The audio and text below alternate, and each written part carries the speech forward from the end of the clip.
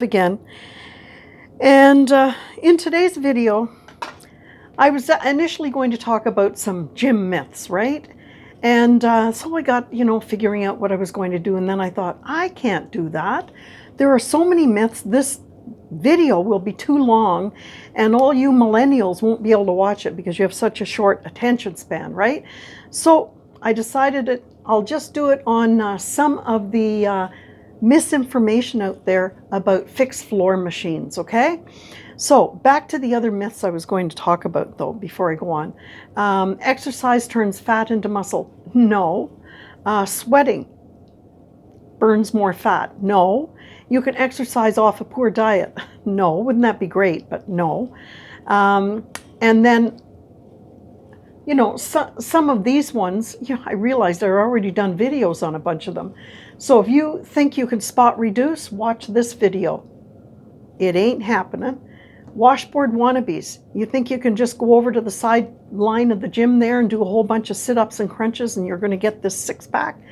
Watch this.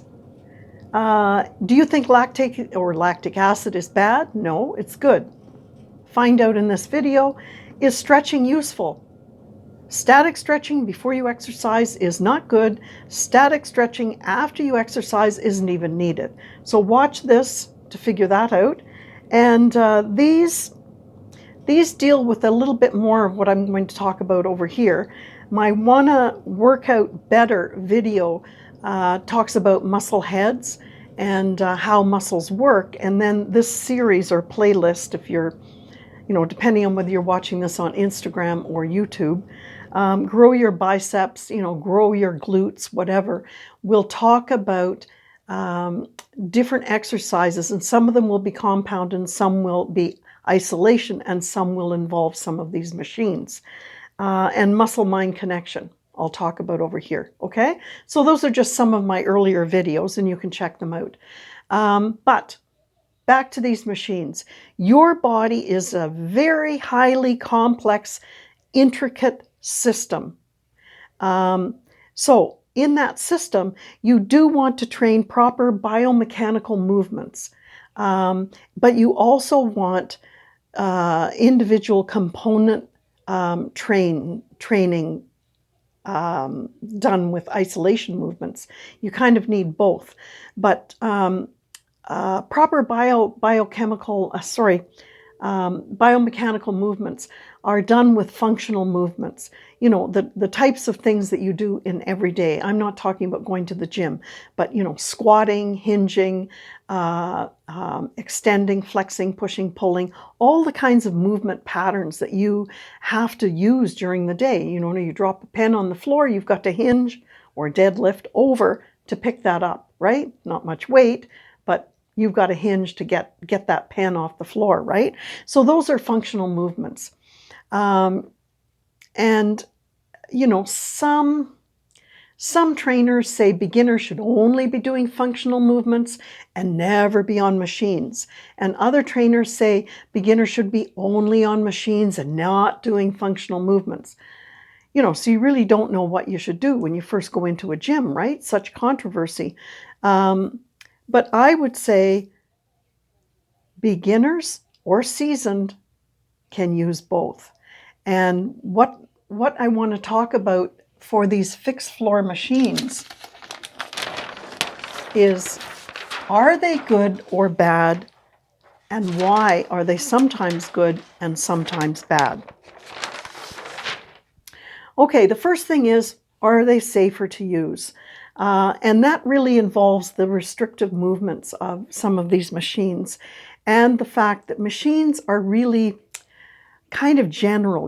The people that build them, they build them for the average body, the average length of limb, the average strength curve, it's just kind of they pick a norm, right? How many of us are normal? Well, not all of us, right? So those sorts of restrictive movements of a machine could increase the risk of injury. So machines are fixed, they're rigid, they limit your natural movement, contrary to functional movement. So they don't always accommodate a person, for example, with a very long limb. okay? And as an example, I'll take the leg extension machine, okay? Now, if you have a really long femur, okay, and you sit on the machine and you can't adjust it so that your knee is in line with the pivot point, then you're going to be stressing out your knees and you shouldn't be on that machine. Same thing with the leg curl machine. Those are just a couple of examples. Because what happens is if you're not lined up properly, you get shearing forces at your joints. So in those examples, it would be at your knee joint, okay? So you could end up with some pain and do some damage. But, you know, if you're over in the free weights, of course, that's not going to happen because your body will move in a more natural fashion. So, calories burned. Yes, it is true that you will burn more calories using functional whole body movements, you know, like squatting and whatever, than you will on these machines. And that's simply because you're using fewer muscles on these machines than you would over on the larger movements. Makes sense, right? But there are some other points to consider here. You can target a primary muscle much more easily on a fixed floor machine, okay? And an example would be, you know, the barbell or the dumbbell bench press, okay, over in the free weights. And what happens there is, yes, you are working your target muscle, your pecs, but you've got other synergist muscles that are going to help you out, like the triceps, like the front of your shoulders or the anterior delts, and a few other little muscles, right? They're going to help you push that weight up, okay? So if you want to really target your pecs without synergists, the helpers, or your stabilizers, which are your core muscles, right, your abs, helping, then you go into the fixed floor machines and you can really concentrate on those pecs. And sometimes, you know, sometimes that's good, right? Maybe you want to target a weak area, or maybe you want to do some very specific bilateral training, right, of one side of the body. For instance, me, I've got one lat that seems to always be bigger than the other. So if I go to a machine lat pull, I can pull one side, not the other side, okay? Okay, so I said you know, your stabilizers are used in the free weights, right? You always have to, your core has to hold you up. I don't care if you're sitting, standing, or whatever. Not true in the machines, all right? Target weak areas. Now, this pre and post exhaustion is used by very seasoned weightlifters, okay? For instance, I will use machines if I am doing a squat, which is primarily for the quads, right? It uses a bunch of other muscles. It's a functional movement. But if I want to really kill those quads, I can exhaust them on a machine like a leg extension before I go do the squats, or I can run over to the machine after I do the squats, okay? That's what you'll see a lot of seasoned weightlifters using the machines for. And it can also help ensure proper form, okay? Sometimes for beginners, right? It'll help them with form. Time efficiency, well, it's not really very efficient, right? You can't exercise all of your muscles in a shorter period of time on machines, right? You're running all over the place, and half the time somebody's on the machine you want, right?